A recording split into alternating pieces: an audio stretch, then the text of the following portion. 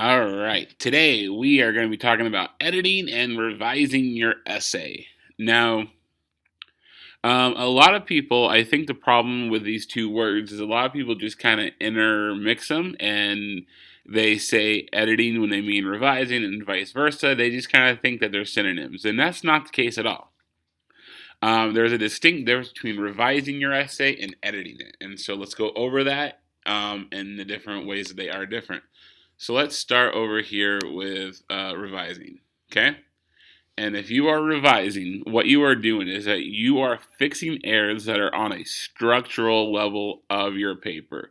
So these are big, like reorganizing paragraphs, adding in new paragraphs, taking out paragraphs that don't match up to your thesis statement, big changes to your essay. Okay?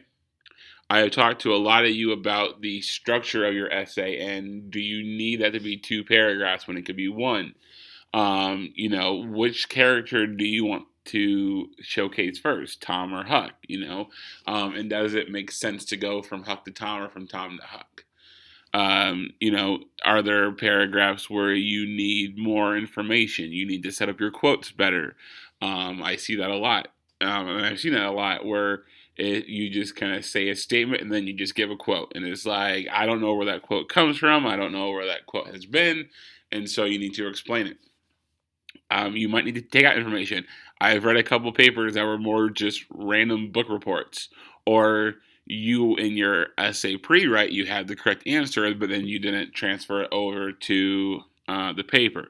So making sure that everything is kind of focused in on the one essay question that is being asked of you, and not going off detail, not going off topic, and making sure it flows, it's structured correctly. Whereas editing is more mistakes on a sentence by sentence level. So this is your grammar, this is your past present tense, this is your spelling, this is those kinds of like little things.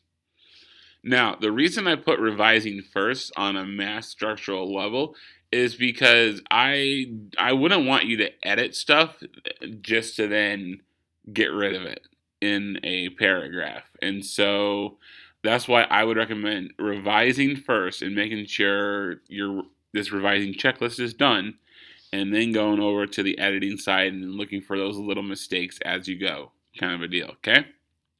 So let's look at revising and let's look at the checklist for it. Okay. So the first thing is the thesis statement, and the question basically is asking, does the thesis statement cover everything that you wanted to cover in your essay? And I talked about the essay question before and how you just change that into a statement, and that can be your thesis statement. And a lot of you are doing that, and a lot of you are doing that really, really well. So that's good, and keep that with you as you continue to write papers for other classes and my class as well. Number two here is, what are your main points to back up your thesis? And so what I'm asking here is making sure every paragraph ties back to that thesis statement. If it doesn't tie back, if you're talking about how Huck represents whatever, and you just kind of go off on a tangent about Huck being a bad character and blah blah blah blah blah, then that doesn't match up to your thesis statement, and you don't need it. Get rid of it. Okay. Some of you were doing paragraphs about Jim. Jim's not part of the essay question. So don't talk about Jim. I don't. For this essay, I gave you what Jim represents, so I don't want you to analyze that. Okay.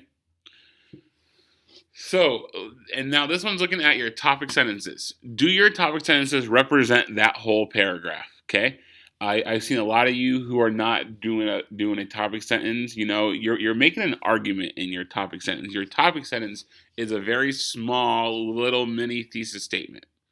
And so it needs to look like that. It needs to have the character names in it. It needs to have some of the similar wording to your thesis statement in it. So that way the reader can kind of follow along, okay, now you're talking about Tom. Okay, great. Now you're talking about Huck. And it just helps the reader understand what's going on there, okay? Again, do you go off topic? Do you stray from the point of the essay? We're focused on the last 10 chapters. And I've seen a lot of quotes from like pages like 47 and 50, like in that area. And it's like, I don't want to tell you no, because you could be building to that point. You could be building to the last 10 chapters and you're showing us some background, but don't focus so heavily on the first 30 chapters that you lose track of what you're supposed to be writing about. Okay? Is your evidence from the book good? Good enough?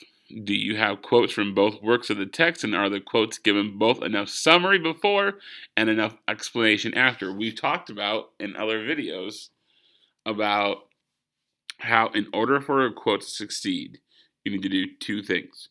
You need to give it some context. If you're going to talk about, a quote where Tom is talking about a pickaxe and or I'm talking about a case knife and Huck's talking about a pickaxe, you need to set up what's going on in that scene. Why are they doing what they're doing? Who are these characters? Those kind of things. And then after the quote, then you need to explain it in your own words. And why does that prove anything for you? Why does that prove that, or why does that quote help prove your ideas and help prove that your thesis statement and your topic sentences are correct? And that leads us down to number 4. Are your quotes too long? Are they the right quotes? If someone's trying to find a quote about, Tom Sawyer and doing terrible, horrible things to Jim, then you better find the worst things that he makes Jim do. And you don't necessarily have to quote the entire part. You can take out words and little phrases and stuff like that as you go. And then you can quote just those little words and phrases. So don't overquote.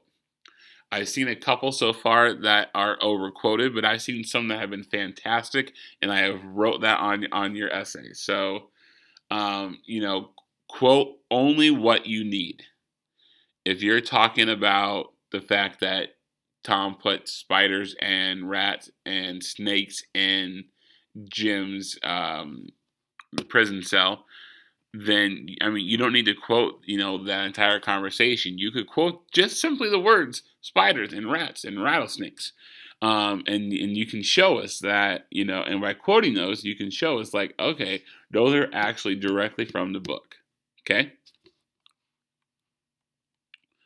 And then are they cited correctly? Remember, that is Twain and then page number. So let's go with 245. Or if you are doing the article, because this all applies to the article as well, okay? If you're going to pull a quote from there about whatever the South did or whatever the KKK did or whatever it is, you need to give it some context as well, and then you need to support the quote with your own background information and your own connection back to Tom or Huck and whatever it might be, okay?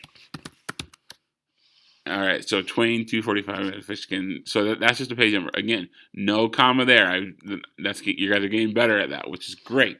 I've seen fewer and fewer commas in there, so that's good. And the next one here: does the ordering of your paragraphs make sense? To me, I think there is a clear way to organize between Tom and Huck and which one should come first, which one should come second, but it might not work for everyone. And so as long as you are able to transition smoothly and show the connection between the two of them, you can organize it how you feel it needs to be organized. And so, but you have to transition from one character to the next. You got to transition from one paragraph to the next paragraph. You got to, you got to transition in your introduction from. I think the biggest issue has been in the introduction with that part where you just give a summary of the book and then you go, Tom represents this, and Huck represents this, and it's like, wait. Why are we talking about that? Like what's going on? You talk about the whole book, then focus down on the last 10 chapters, then focus on the controversy, then focus. You got to whittle it down until you get to your thesis statement. Okay, don't rush the introduction. Introduction can be a little bit longer. That's okay. I think a lot of you like look at your like 6 paragraphs and go, or your 6 sentences and go, oh, I'm getting way too long of an introduction here. Boom, thesis statement. And don't do that, okay? So, again, this side is looking at your quotes, looking at your thesis statement, looking at your topic sentences, looking at your transition sentences, and making sure that everything flows, everything goes together, everything is done correctly from a structural standpoint. Now we come over here to the checklist for editing. And the first one is spelling. And I put in here besides the parts that are quoted because Tom and Huck and Jim don't have the right spelling sometimes, and so that's okay. You just need to quote whatever it has in the book, okay? So make sure your spelling is done correctly. Commas. I've seen a lot of comma ones, especially with phrases that are prepositional phrases. And a prepositional phrase is a phrase that is a direction around the corner, in the woods, like stuff like that, like in, around, out, those kind of things are prepositional phrases, and so those need commas whenever you're going to use them, okay? This is another big one. Maybe this is just because you're on your iPad. I'm not entirely sure. But making sure that you capitalize the names of people and the names of the book and other things that should be capitalized, okay? I'm seeing a lot of Hucks not capitalized. I'm seeing a lot of Toms not capitalized. I'm seeing a lot of Jims not capitalized. I'm seeing the name of the book not being underlined or italicized. I'm seeing the name of the book not being capitalized. Make sure you're doing all those things, okay? Do you go from past tense to present tense? If you are writing in your own narration and you are writing in past tense, like Huck did this, and then you all of a sudden go, Huck does this, like that's going from past to present. And you usually want to stay in a present tense. Usually for a reader, it's more engaging in present tense. Because, it's a book, and I know the book happened in the past, but as you're reading it, it's happening currently. So try to stay in the present tense, okay? Do you use first person? First person is okay sometimes. In this essay, I don't think it is as needed as it would be in another opinion piece, another argument, like a debate issue kind of a deal. So in this one, I don't think that you need to use I. I don't think you need to use we or, like any of those kind of first person things. As you will see, so like one of my examples in here is I believe or I think or in my opinion, like those kind of things. If you get rid of those and you just cut them out of your paper entirely, that sentence 99% of the time will still be grammatically correct and it will still make sense.